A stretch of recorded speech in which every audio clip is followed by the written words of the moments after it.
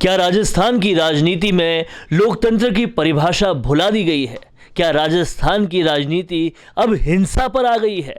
और क्या हो रहा है पिछले कुछ दिनों से राजस्थान की राजनीति में, जब प्रदेशाध्यक्ष बीजेपी के उनको काले झंडे दिखाने के साथ साथ उनके ऊपर एक तरह से हमला ही कर दिया गया और कांग्रेस के कार्यकर्ता खुले तौर पे कह रहे हैं कि कांग्रेस को ईंट का जवाब पत्थर से देना आता है।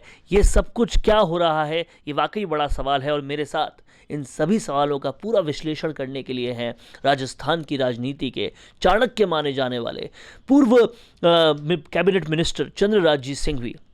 सर, आखिर ये हो क्या रहा है राजस्थान की राजनीति में? बेशर्मी हो रही है, शर्म डूब गई, नाक को ऊंचा रखने का मौका चला गया। जब अपनी बात और अपनी अपने कर्मों के विरुद्ध प्रचार होता है तो प्रतिक्रिया होती है, पर ऐसी प्रतिक्रिया नहीं होनी चाहिए। रीड के पेपर ने तो कईयों की कब्र तोड़ दी। अब लोग कहते हैं कि अमुक मंत्री पर जिम्मेदारी है, कोई कहता है डोटासरा जिम्मेदार है। भारतीय जनता पार्टी ने डोटासरा को टारगेट बना दिया, क्रोधित होना वाजिब था। अब अशोक, उसका घर का नाम आ रहा है सुभाष का। पर मैं एक बात पूछता, ये सरकार है, संयुक्त सरकार, कैबिनेट की ज्वाइंट जिम्मेदारी है। अगर एक भी मंत्री जिम्मेदार है तो पूरी सरकार जिम्मेदार है। तो नाराज होने की क्या बात है? अगर आपने करेला खाया है तो मुंह कड़वा नहीं होगा क्या? अगर आपने गलत काम किया तो मरोगे नहीं क्या? पेपर लीक आउट है, छोटा काम है क्या? इससे बड़ा कोई अपराध होता है क्या? हजारों बच्चों की जिंदगी के साथ मजाक किया, तब भारतीय जनता पार्टी ने क्रोधित होकर के संदेह के कारण डोटासरा को टारगेट बना दिया। अब सुभाष गर्ग को टारगेट बनाना चाहती है। इसकी प्रतिक्रिया स्वरूप बूंदी के पास में भारतीय जनता पार्टी के अध्यक्ष सतीश पूनिया की कार पर पथराव किया गया, बेइज्जती की गई, जलील किया गया। इसके पहले जब प्रदर्शन किया गया तो पुलिस लाठीचार्ज किया गया था कार्यकर्ताओं पर। यानी इस सरकार का यह फैसला है कि हमारी कोई आलोचना न करे, हमारी कोई बुराई न करे, हमारे कर्मों को कोई इम्तहान न ले, हमें परीक्षण में न डाले, हम पर कोई लांछन न लगाए। हम सब दूध के धुले हुए हैं, गंगा जल से भी पवित्र हैं, क्योंकि हम कांग्रेसी हैं। पर ये कैसा बुरा हुआ। लेकिन ये कैसा लॉ एंड ऑर्डर है कि आपके खिलाफ कोई एक शब्द भी बोले तब तो आप पुलिस का जाब्ता भेजकर लाठीचार्ज करा देते हो, और विपक्ष का नेता, जो सबसे बड़ा नेता है, प्रदेशाध्यक्ष है, वो जा रहा है, उसके ऊपर पथराव होता है, तब पुलिस का नाम भी नहीं होता। सवाल ही नहीं है पुलिस किसकी है। पुलिस तो गुलाम है, वर्तमान सरकार के इशारे पर नाचने वाली कठपुतली बन चुकी है। कोई जमाना था जब पुलिस वाले सत्य बात के लिए सरकार की अवहेलना कर देते, अब नहीं है। दास प्रथा की शिकार है वर्तमान पुलिस। पर पुलिस की गलती क्या है? जब जिलाधीश ऑर्डर देगा नहीं, पुलिस को कहा जाएगा नहीं, ऊपर से राज्य सरकार जिलाधीश को छूट देगी नहीं, वो अगर होना है तो होने दो, जो रोता है उसको रोने दो। ऐसी परिस्थिति के अंदर क्या उम्मीद करते हो आप? सतीश पूनिया पर यह आक्रमण लोकतंत्र की छाती पर सीधा खंजर है, बहुत अपराध है, जघन्य अपराध है।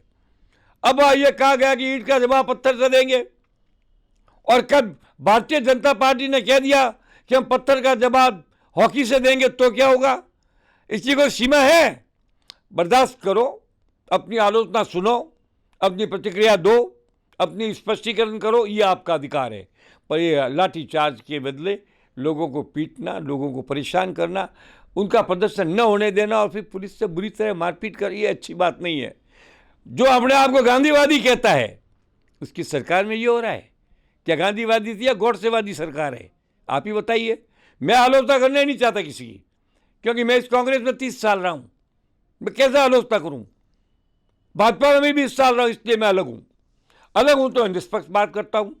निष्पक्ष बात यह है कि ये भी एक अच्छा तरीका, जिस प्रकार से प्रदर्शन किया गया, डोटासरा के घर के बाहर बोर्ड लगाए गए, उसके बाद जब यह कहा गया कि भारतीय जनता पार्टी के सामने कांग्रेस जूती की नोक के बराबर है, ये भी एक बहुत बड़ा अपराध था।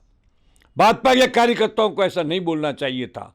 जैसी तुम्हारी पार्टी है वैसी कांग्रेस भी एक पार्टी है। जैसे तुम्हारा नेता है वैसे कांग्रेस का भी एक नेता है, तुम्हारा नेता विपक्ष का नेता है, उधर का नेता सत्ता का नेता है। दोनों तरफ गलतियां हैं, मगर हिंसा पर उतरना उस जघन्य अपराध की सीमा है जिस पर कांग्रेस को नहीं जाना चाहिए था। मैं चाहता हूं कि इन दोनों कांड की सरकार पुरजोर ताकत से जांच करे। ये जांच बहुत जरूरी है, वरना लोकतंत्र गिरता जाएगा और कहां तक चला जाएगा मैं ये नहीं कह सकता। तो शांत राज्य माने जाने वाले राजस्थान में हत्या हो गई लोकतंत्र की और मर्डर हो गया है लॉ एंड ऑर्डर का, और यही अभी राजनीति में चल रहा है राजस्थान के। इसीलिए राजस्थान की साख का कम से कम पॉलिटिशियंस तुम थोड़ा ख्याल रखो, ताकि ये राजस्थान की साख जो शांतिप्रिय साख थी वो बनी रहे। कैमरामैन राम के साथ वरुण भंसाली, राजस्थान संवाद के लिए।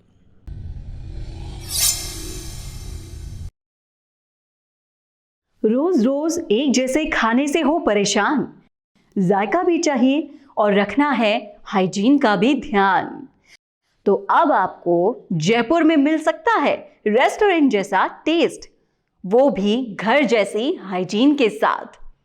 बस एक फोन पर आपको मिलेगा आपकी फरमाइश का वो खाना जो कि टेस्टी होने के साथ साथ हेल्दी भी होगा। दैट्स डिलीशियस में आपको आपकी होम शेफ खुशबू के किचन से मिलने वाली है कॉन्टिनेंटल और इटालियन डेलिकेसीज, जिसे खाकर आप अपनी उंगलियां चाटते रह जाएंगे।